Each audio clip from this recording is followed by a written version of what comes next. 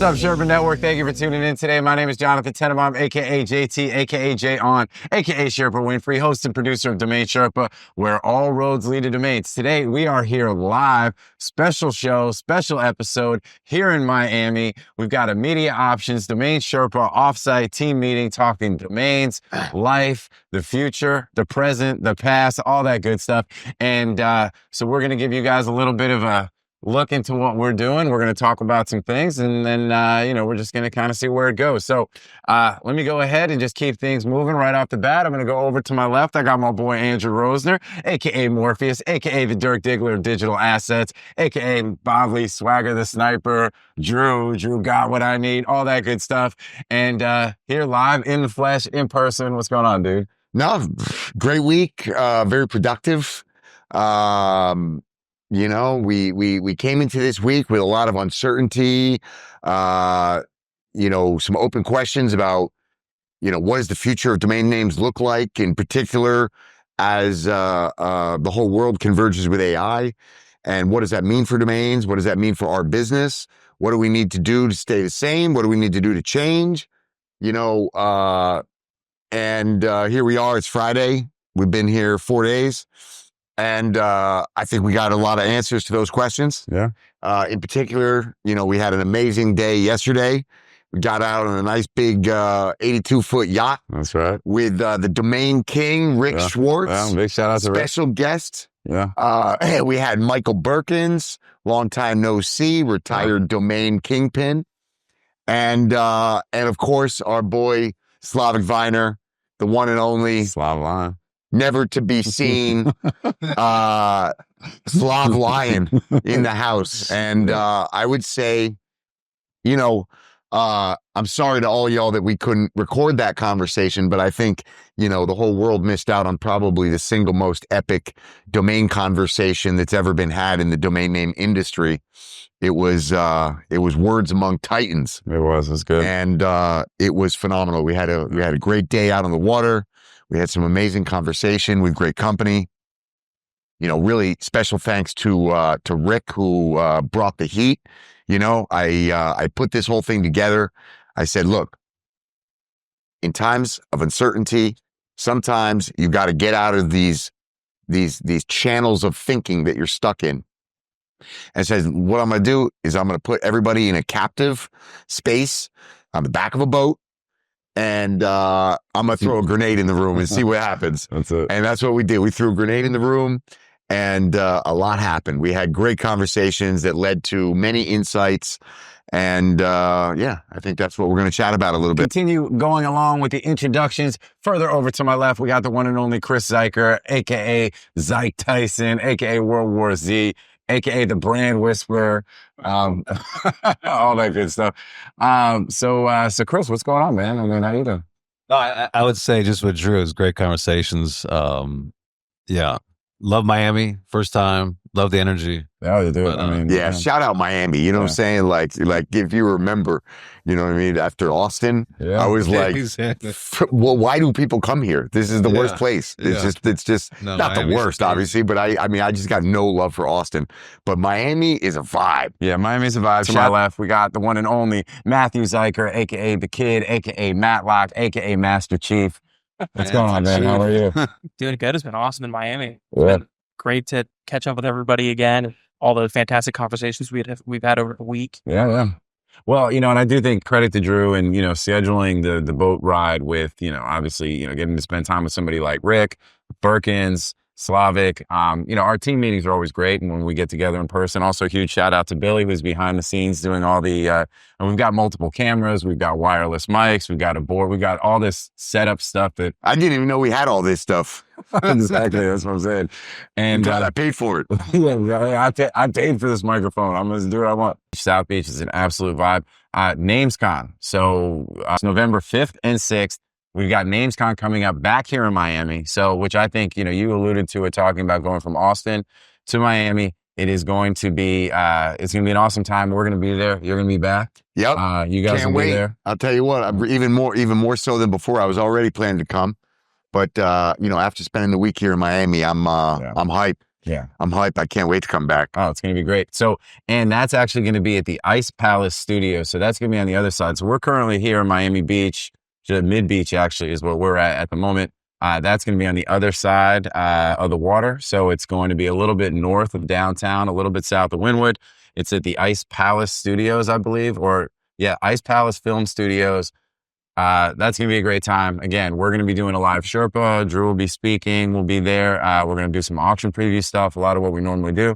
I'm really, really excited that they moved it from Austin to Miami. I think it is time to get it kind of back to its roots. I think that also makes it kind of create sort of a complementary piece to the ICA meeting that happens in Vegas.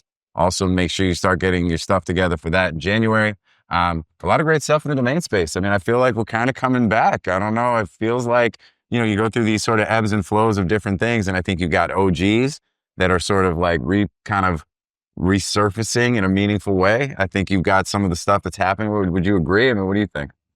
Yeah, I mean, I think that one of the big takeaways from our conversation yesterday is that I think, we're in a transitional phase.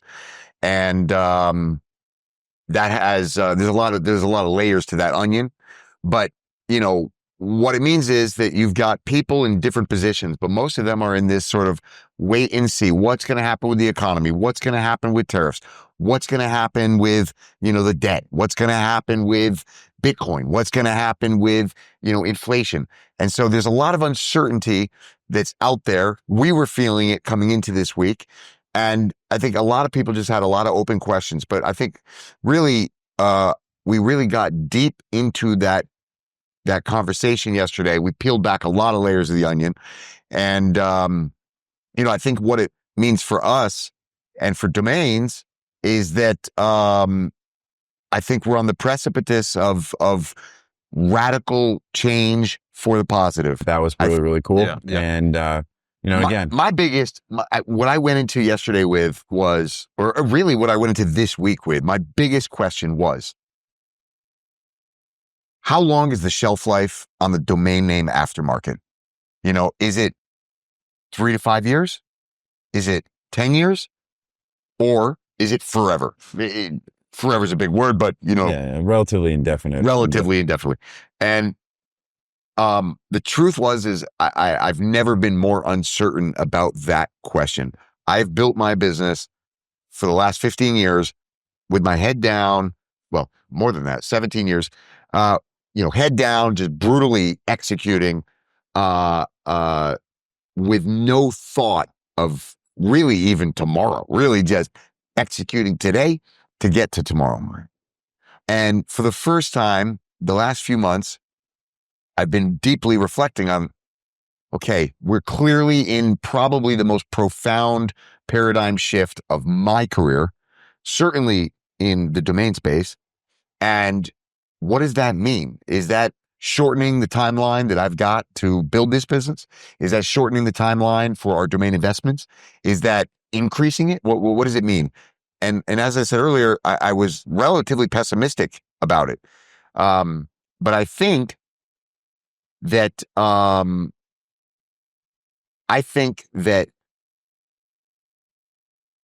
where I've arrived at is just to reinforce what I've said 100 times, what others have said, and what Rick has said.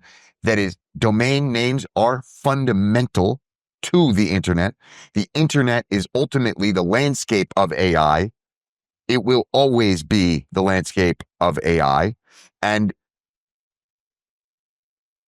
we will always, every brand will always need a global digital headquarters. And there is no way to replace that but for a domain name. Yeah. And so, yes, can an agentic AI communicate with an IP address? Sure. That was the easy conversation. Yeah, sure. But at the end of the day, these things are responsive to humans. They work on behalf of humans. And that relationship that humans have with a brand is ultimately what is always going to drive commerce.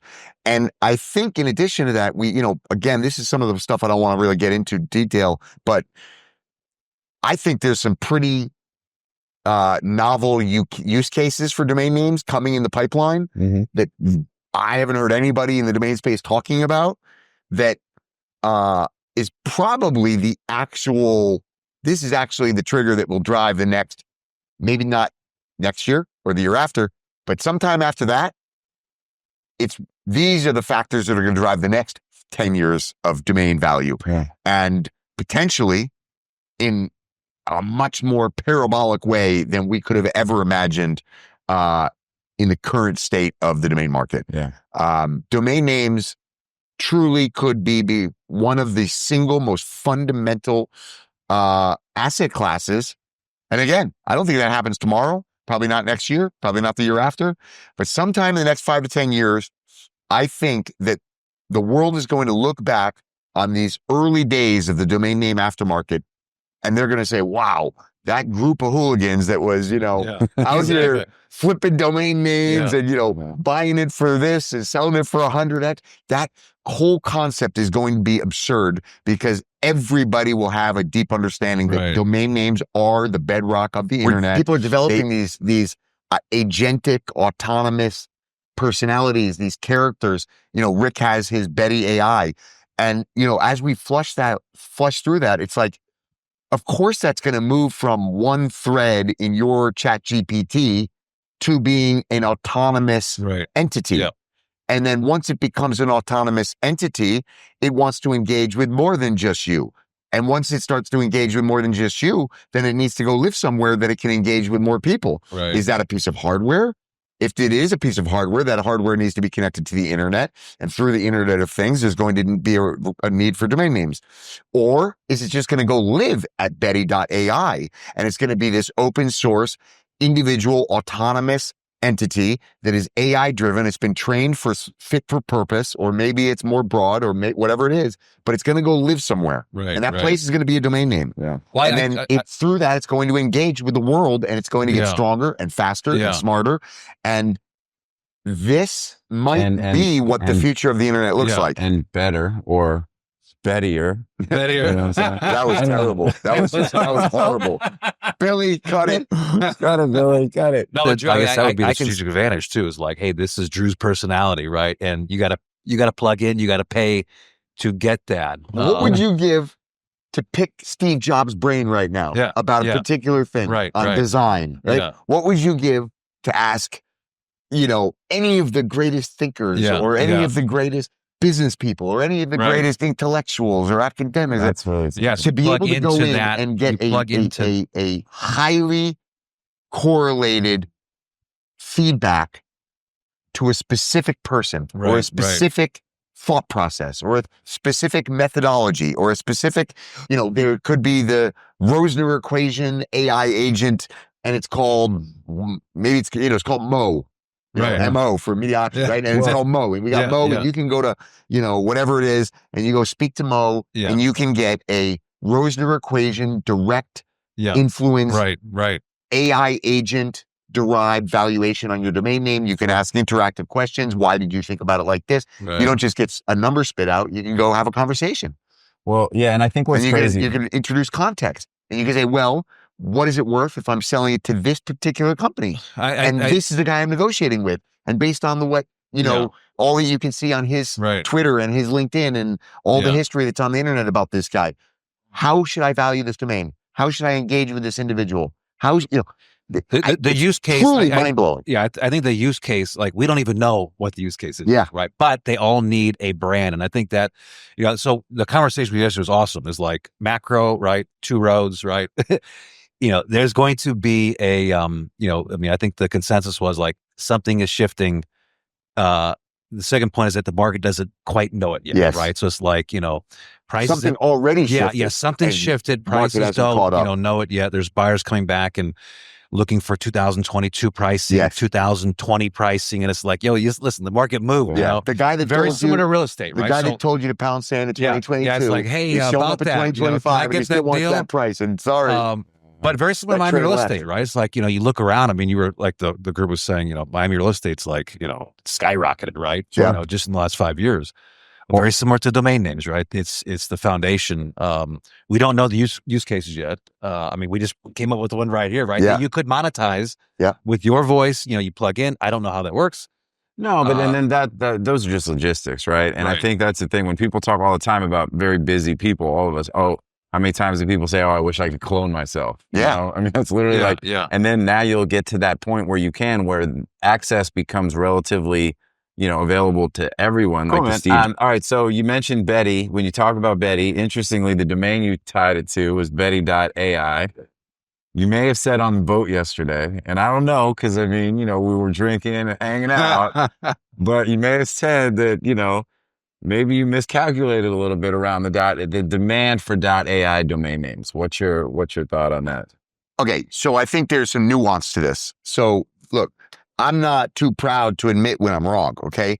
But I'm not going to admit that I was fully wrong. What I think, what I will say is the following. There is more demand for .ai domain names than I anticipated. Yeah. What I got wrong was that I was looking too far in the future. Yeah. I think more today than ever before that I was right. I just got the timeline wrong. If you look forward 3 years, maybe it's 5, but it's probably 2 or 3 years, then I think I'm spot on. I think that AI is ubiquitous, and putting a .ai on the end of your domain name, it only makes sense for a very limited number of companies that are truly a pure play AI tool. Mm-hmm. Everybody else is going to be an AI company because you'll be out of business if you're not an AI company, even if you're a freaking pizza maker, okay? But that doesn't mean you need to have AI in your name. Right. Google doesn't need google.search or googlesearch.com. They don't need it because it's implied. And that's going to be the case. Every company will be an AI company, and therefore AI in your brand name makes it redundant. It's unnecessary because it'll just be ubiquitous, okay? So I think that's right. Mm-hmm. I'm very confident in that position, whether it's 2 years, 3 years, maybe it's 5. But what I missed is that there was a window in which people could make a lot of money. On-ramp. This on-ramp, this Cambrian explosion of new ideas, new businesses. And yes, it's easier to raise your funding if you've got the .ai on your name because these VCs are like, rabid freaking animals that just want to throw money at AI. Like, I don't know who's the winner, so let me give money to every company that says they're an AI company, right? And so there's this Cambrian explosion of ideas and new company creation and business creation. And ultimately, that has created an opportunity. And this is the nuance and the important part. That created an opportunity for the people who were the early adopters with the foresight to get into .ai domain names from 2017 until 2022, okay? And those people bought .ai domain names for, let's say, registration fee of $125 a year. Those people bought super premium domain names in the expired .ai auctions for hundreds of dollars, thousands of dollars. When I took the hardline position that this .ai domain investment wave was a bad idea or a bad investment or didn't have legs, I still think I'm right because that position, when I started speaking publicly about it, was probably 2022, 2023. Mm-hmm. And the truth was, and still is, that if you were trying to enter the .ai market at that time, you were paying tens of thousands of dollars to get these names in the hopes of selling them for maybe a 50% return or a double, maybe a triple. In very few cases, could you buy a domain for 10, 20, 30 grand and sell it for 5X or 10X? And the speaking with Rick and with Slavic yesterday, they're looking for 100 baggers, right? They're not looking for, let me make 50%, 30%, because we're taking enormous amounts of risk in a completely non-liquid market to acquire these names, to hold them indefinitely, and to study them and understand them.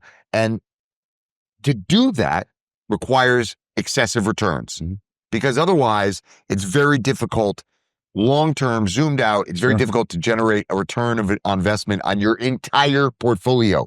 You cannot look at any individual name in a vacuum. You have to look at your whole portfolio. If you've got 1,000 .ai domain names, that's $25,000. No, $250,000 a year, $250,000 a year to hold 1,000 names. That's insane.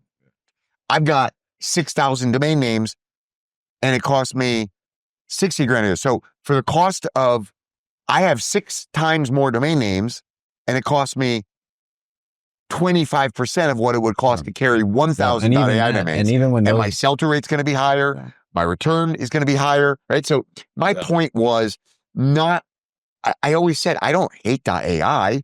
What I hate is the thought of paying tens of thousands of dollars to buy a .ai domain name just to sell it for tens of thousands of dollars. That doesn't make sense. No, I think that, and even the renewal fees when we get them to come in on our normal portfolio, those big chunks. I hate when, like, you know, we have to outlay that money, man. That's like, you're like, oof. Yeah. You know? I guess, you know, go ahead. Yeah. I would say, I think a lot of the companies that launched this year will not be around in 100%. 2 or 3 years, right? So it's like first mover, they're launching, they're out there.